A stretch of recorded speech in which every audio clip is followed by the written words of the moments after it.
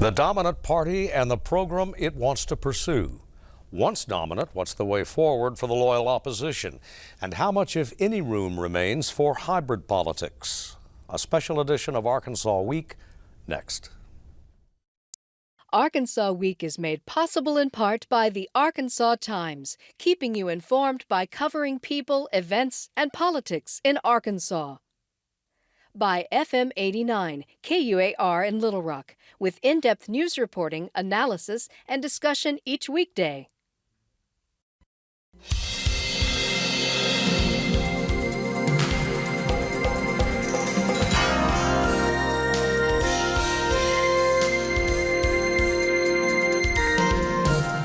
This is Arkansas Week.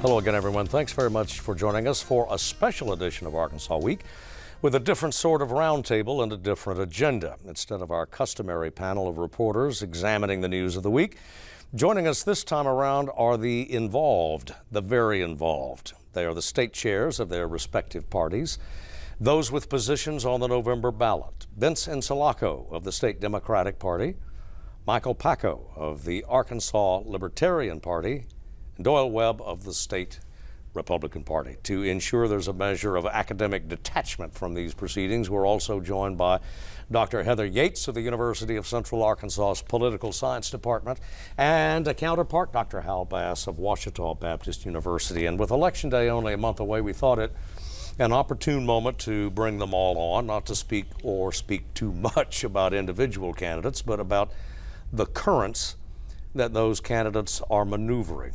Where is Arkansas? Not necessarily in terms of red or blue, but what does it want? What's it looking for? Vince Encelaco, will start with you and just go down the line. Well, first of all, thanks for having me on. I'm glad to be back. I think that from the Democratic Party's point of view, for the last year and a half, since 14, we've really are looking at Arkansas from the next 10 years. We're not looking at just what's going to happen in November.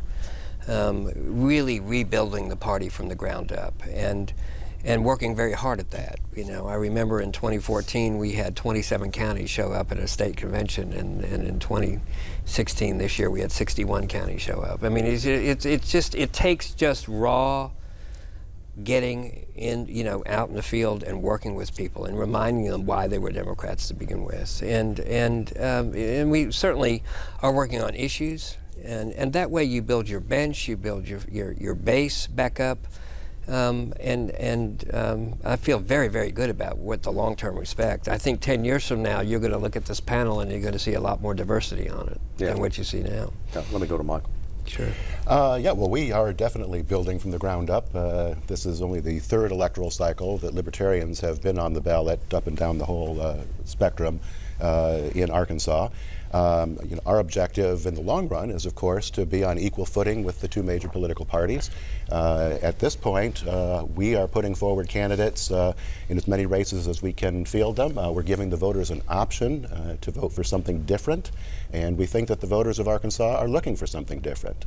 In the meanwhile, we also hope that it becomes a familiar sight to see libertarians on the ballot, and as it becomes more familiar, people get used to it, voters start to take us more seriously, and so it's a long-term process. Doyle Webb, Chairman Webb. Steve, it's a new day in Arkansas, particularly for the Republican Party. Now being the majority party, we have over 100 organizations active throughout the state, county committee in every 75 counties, each one. Women's organizations, college Republicans, young Republicans, African American Republicans, Latino Republicans. We're ready to govern, and I think that you can see by the last legislative session that when the Republican Party, its governor, makes a promise, he keeps that promise. And I think that's what you'll see in the coming years. All right. Let me go to our academics now. Heather, we'll start with you. Dr. Yates, we'll start with you. What do you sense that's going on out there in the body politic, as it were? I think in Arkansas, the state is in a unique position because the local politics is not necessarily reflecting the national tone and tenor, meaning that the political parties at the state level are not reflecting the internal strife and dissension that the national parties are. So that's a unique position that Arkansas is in. Another interesting observation about Arkansas voters, and I can speak to the electorate and what we're sensing here, is that in this election cycle in particular, the voters are seemingly moved more by ideology rather than policy positions. I also get a sense that the voters are intuitive to the placement of each one of these parties, that the Democrats are in an election cycle that they're clearly rebuilding. Taking a look at the congressional races, that is obvious to voters. And in this election cycle as well, too, I think the down ballot races, the congressional, the Senate race, is going to be impacted by national politics, but it's not going to be influenced negatively, where what I mean by that is that the down ballot candidates, congressional candidates and senatorial candidates, are embracing some of those nationalized issues because they're being well received at the state level. And these are issues that are reflecting the ideology, the ideological tone and tenor that voters are wanting from their candidates. So that's what I'm seeing in the electorate. More unique to Arkansas than, say, in several other states anyway. Very, very much so. Particularly interesting and unique to Arkansas this election cycle is that there are 3 libertarian candidates on the congressional ballot, where in previous cycles there have been just Republican and Democrat contenders. Now the leading opposition for those congressional races is Libertarian. That is a standalone for Arkansas right now, and it does make Arkansas unique in this election cycle. Yeah, Hal Bass. If we step back and look at the big picture over the past 50 years, we see just a remarkable transformation from one of the most reliably Democratic states in the Union to one of the most reliably Republican states in the Union. But there's a difference that I see beyond simply the majority shifting. That is, back in the day, so to speak, for a variety of reasons, Arkansas politics had a relatively idiosyncratic quality to it. The classic example would be 1968 with the electorate going for George Wallace for president, for William Fulbright, a Democrat, for senator, and for Winthrop Rockefeller, a Republican, for governor.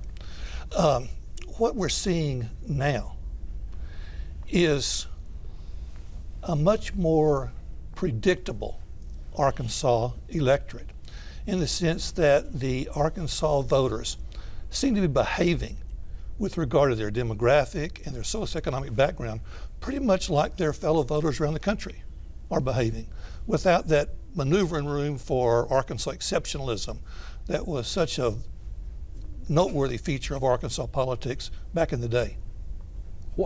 Is it possible to draw a demographic profile of the Arkansas voter? I mean, where is he? Where is she? What are they looking for? Is there a common denominator? Well, Vince, we'll go to you. Well, first. I mean, I think the common denominator is the environment that you're in, and I think you would agree with that. That in rural Arkansas, that is mostly white-based. Rural Arkansas, you have a entirely different political view than, for example, if you're in the Delta or if you're in an urban part of Arkansas. I mean, you basically have 3 different types of voters in Arkansas. One that is more urban, and the urban voter is not necessarily, it's what they're exposed to, it's who they live with and who they react to and react with on a daily basis, versus a rural voter and who they live with and who they react to on a daily basis. And the same thing you can say about the Delta. And I think that's also probably what's going on nationally as well. Yeah. Doyle Webb, we'll go to you and then to Michael. I actually see that Arkansas is very similar throughout the state. We are conservative, we are traditional, we are Christian or certainly religious based throughout the state, whether you're in the Delta or in Little Rock, in Northwest or in Northeast. We see those trends everywhere in all 75 counties.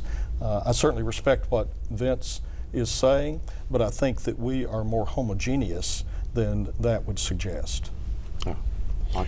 Well, I think it's a combination of really the two answers we've heard before. There is a homogeneity, a distinctiveness about Arkansas voters, I believe, but at the same time, there are different regions within the state, different demographics that have different interests. I think if there's one thing that perhaps pulls all voters together, not only in Arkansas, but across the country, is at least at some level, a degree of dissatisfaction of the two-party system, of two parties picking who our choices are. And that's where the Libertarian Party would like to step in and provide another alternative. In fact, there is something, or is there not something to that when you take a look at the fact that both major party nominees, not only in Gallup, but in survey after survey after survey, they are disliked or distrusted, or there is broad dissatisfaction within the respective parties with their nominees, Hal? Yeah, and I think that here in Arkansas, certainly part of that can be explained by the traditional disengagement of Arkansas Democrats from the National Party, which really dates back to the late 30s and certainly picked up steam in the post-war era. And that's been a consistent feature. The last time a non-Southern Democrat carried the state of Arkansas, the Electoral College, was John Kennedy in 1960. That's basically 3 generations ago for Arkansas voters here. Well, unless you want to count Clinton. Well, I was going to say, a non-Southern Democrat. Oh, a That's what I'm non-Southern saying. Democrat. Yeah, a non-Southern I'm sorry. Democrat. You've got Lyndon Johnson, you've got Jimmy Carter, and you've Right. got Bill Clinton, True. who essentially pushed back against the tide here along what I call identity as opposed to ideological grounds. But clearly there's been a realignment that brings conservatism, which is prevalent in Arkansas, in line with Republican voting behavior. Now, I will say, if you look at the public opinion data in Arkansas, you do see a significant number of self-proclaimed independents. You don't see the Republican rise in the electorate reflected in the answers that voters give to pollsters. What you do see is the independent leaners consistently directed in the Republican way. Although in the recent Hendricks Talk Business poll, it showed that roughly 10% of independents had shifted to declaring themselves as Republican. So now at one time we had a third independent, a third Democrat, and a third Republican. Now we have 43% identifying as Republican, 32% as Democrat, and 20% as independent. And that just was conducted in the last 2 weeks. How much of that shift is dependent on the top of the ticket? This is an anecdotal story, but I drove through a West Little Rock neighborhood recently, which is renowned for red for the last several elections, and I was startled by the number of Hillary signs that I saw in this West Little Rock precinct, including a Hillary sign next to a Bozeman sign and a Hillary sign next to a couple of Republican legislative or district candidates. Mm-hmm. And that's an easy explanation for that. Yeah. And that's because demographically, and if you looked at all the national research, that attaches itself to education. It's just simply a matter of education that college-educated Republicans are falling away from Trump. And I think in every survey, even here in Arkansas, we're seeing the same thing. So, I think that it's more than just what's at the top of the ticket. I think it's what's at the top of the ticket in the state itself, too. That I think that 10% shift that Doyle has talked about is that it's also a fact that we have a Republican governor and we have a Republican majority in the House and the Senate. So it's easier for people to identify themselves as Republicans, that it's not just a national thing, that it's what's happening here in the state itself. But the fact that in 2014, Arkansas bottomed out in the low 40s in a non-presidential year as far as what voted Democrat in terms of Mark Pryor, Mike Ross, and Nate Steele's race. You can go from 40 to 44 and say it's about 42. That tells me that you do have that 10% that's moved to the Republican, but it's still a very fluid thing. It's going to take several years and several cycles. And the other thing we haven't talked about is the impact of social media and the news cycle. I mean, this presidential election has been a reality TV show for almost 2 years. The noise, to break through that noise is almost impossible. And I think that has an impact on the electorate that we don't quite know yet how to identify, how to even work with. All right, I want to go to Heather Yates because you were talking about the down ballot. Down ballot races, and when we're also talking about the profile of the Arkansas voter, we also want to consider peer networks, right? And to echo some that's already been put on the table is that the urban voter and the rural voter are going to behave differently because of their peer networks. And the down ballot races, the localized races and candidates, they know how to appeal to those different networks in rural Arkansas versus urban Arkansas. A candidate is going to campaign much differently and have a much different message and appeal to much more traditional ideas that activate or trigger an identity, or that is also intersected with traditional conservative ideology. Something else that we also need to think about in terms of how the congressional candidates and even the senatorial candidates are campaigning in rural versus urban areas of the state is they're embracing these national ideas because it appeals to what the voters ideologically want, but we also have to consider partisan defectors. We also have to consider those who are disillusioned with their party. They defect. They don't want to defect their party entirely and then adopt a new party ID, so they identify as a leaner or an independent.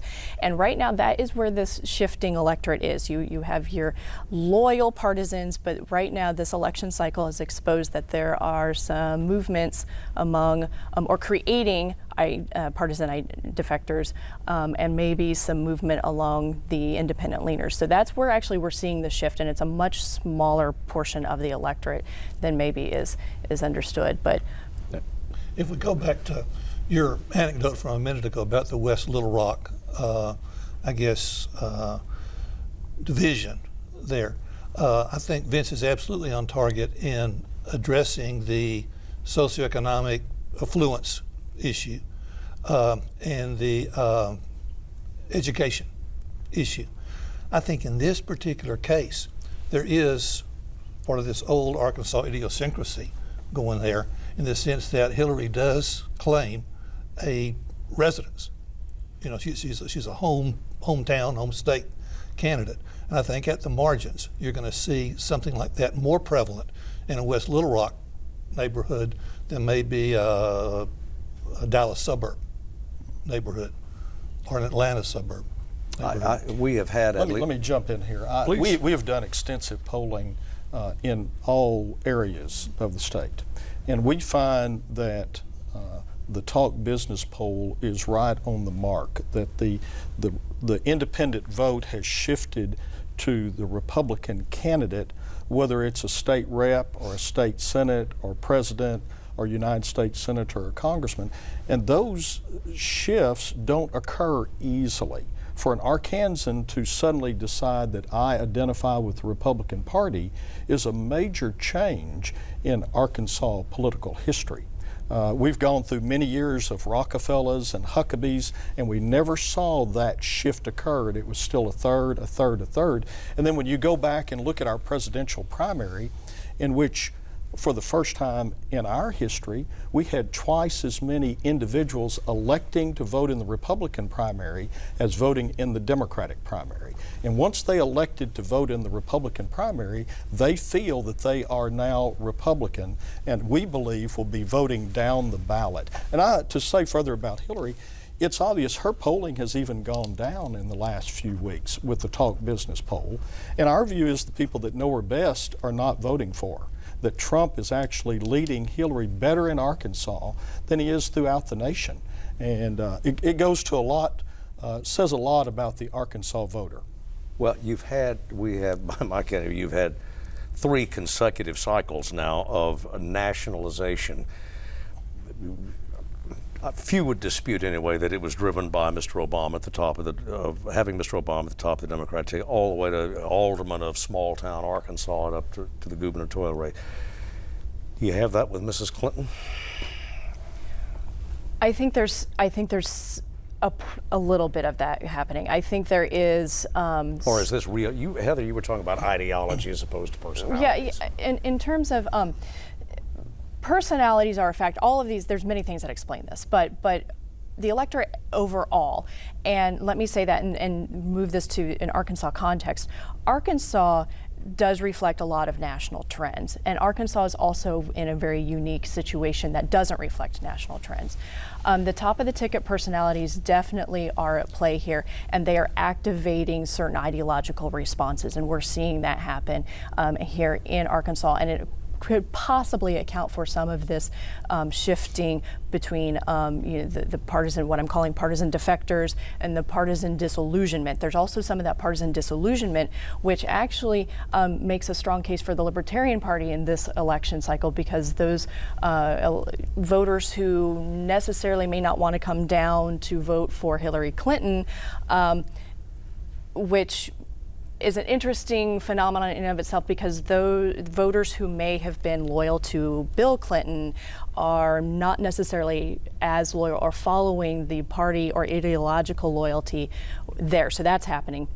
And so, but yet again, with the top ticket personality of Trump, they can't quite come to rationalize the vote there. So the third option here is the Libertarian Party, and that is what's gaining a lot of traction. So that's also playing into this shift. So that's a third variable here.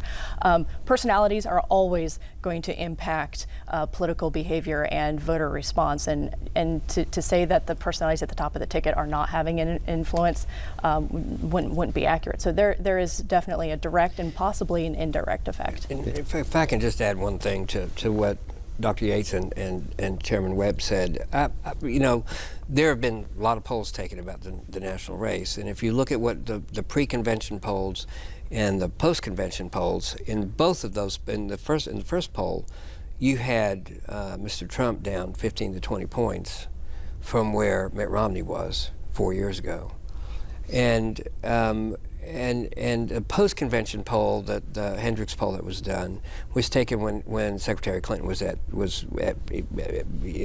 in a real lull, and yet even then you still had Mr. Trump 10 points down from where Mr. Romney was. So she's coming back up now, and I don't foresee a dramatic change, but I think it goes to what you're saying, what both of you are saying, that it is still very fluid. The independent vote, I do think that more of them right now are identifying themselves as a Republican because we have a Republican majority now rather than a Democratic majority, and on a statewide level. But I still think that that could remain fluid and reverse back. I don't believe there are any longer permanent majorities. Michael, that's your opening. No, I was going to say that the prospect of seeing Hillary signs in unexpected places and vice versa. I think that's the general nature of this campaign, is that voters are being motivated not by who they want to see in office, but who they don't want to see. And I think the longer this election drags on, we've got another month left to go, the more negativity we see on both sides. I'd like to think, at least, that the voters are going to be looking for another option for someone to vote for rather than against. And given the state of politics in Arkansas, the vote for president is really not in question. I think that Arkansas voters will come to realize that they can cast a vote for who they would prefer to see as president, whether that's going to be the winner in this election or not. Yeah. Mike's calling attention one of the most interesting features in our understanding of partisanship in this day and age, and that is it's increasingly manifesting itself in a negative fashion. It's not so much I'm enthusiastically for my team so much as I'm enthusiastically against the other team. And I think we're seeing a whole lot of that, and I think that helps us better understand this disenchantment and disillusionment with the folks at the top of the ticket. One of the things to watch for after the election is the extent to which there's turnout issues associated with voting at the top of the ticket, and whether we do see the kind of typical patterns of roll off, high rates at the top and low rates at the bottom, or maybe something a little different. The other thing I would like to add to that, and I'll just take 10 seconds to do it, isn't it interesting that President Obama's approval ratings on a national level are higher than when Ronald Reagan left office, and I think higher than when Bill Clinton left office. And it's almost as if when the negative media, the negative social media, when all that sort of moves away and people have a chance to look at their president through no longer rose or black colored glasses, just clear glasses, they tend to see it as a more realistic view, and all of a sudden there's a bump. You know, we've talked about being at the grassroots, and I want to say this is my fourth presidential election to be at the state Republican headquarters. We have never had the number of people coming into our doors wanting Trump signs and Trump bumper stickers. 4 years ago, we gave out 0 Romney signs. 8 years ago, we gave out 0 McCain signs. This year, we have given out 25,000 Trump signs. This isn't that we went out and placed them on the right-of-ways. These are people coming in, picking up 2 and 3 at a time to put in their yard and in neighbors' yards. It is a pro-Trump movement in Arkansas, at least. And we've given out 20,000 Hillary signs too this time. And last time we gave out 5,000 signs. So you know, you can do that. It's Sure. also a demographic character in Arkansas that fits broadly with the Trump voters, the Trump constituency nationwide. I would agree. There are people that he speaks to, and he's speaking to for the first time. They're hearing a presidential candidate, and that's important. They are motivated to be active in the system. And with that, I'm going to have to thank everybody for coming in and your participation today, because we're simply out of time. We could go on for another 90 minutes at a minimum. And thank you for watching, and we'll see you next time.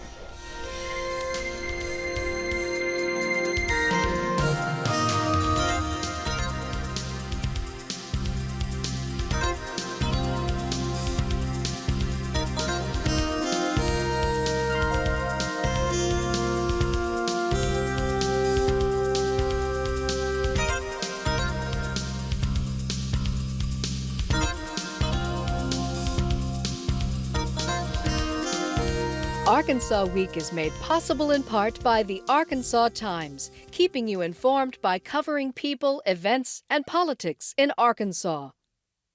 By FM 89, KUAR in Little Rock, with in-depth news reporting, analysis, and discussion each weekday.